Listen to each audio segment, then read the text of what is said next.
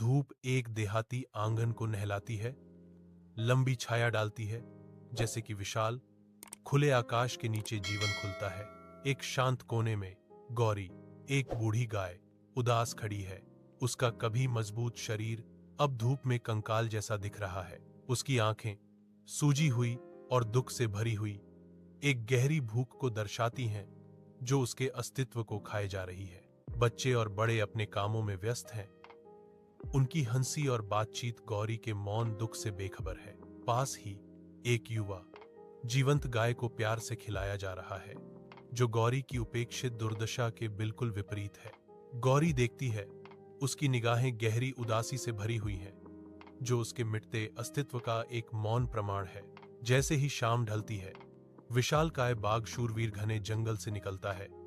उसके शक्तिशाली कदम गांव की ओर बढ़ते हैं। ग्रामीणों में दहशत की लहर दौड़ जाती है, क्योंकि वे डर के मारे चिल्लाते हुए अपने घरों की सुरक्षा की ओर बेतहाशा भागते हैं। अराजकता के बीच गौरी जमी हुई खड़ी है, हिलने में असमर्थ।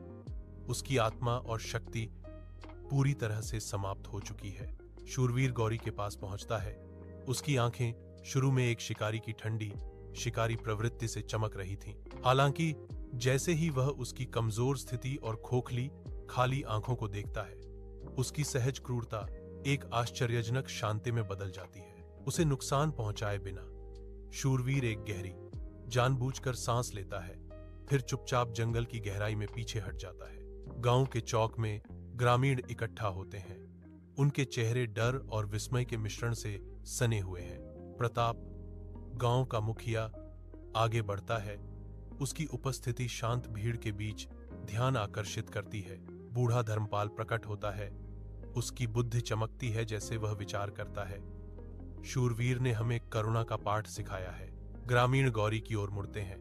उनके भाव पश्चाताप और एक नई समझ से नरम पड़ गए हैं। शांत आदर और प्रेम के साथ ग्रामीण गौरी को भोजन अर्पित करते हैं, जो गहरी करुणा का एक मौन कार्य है।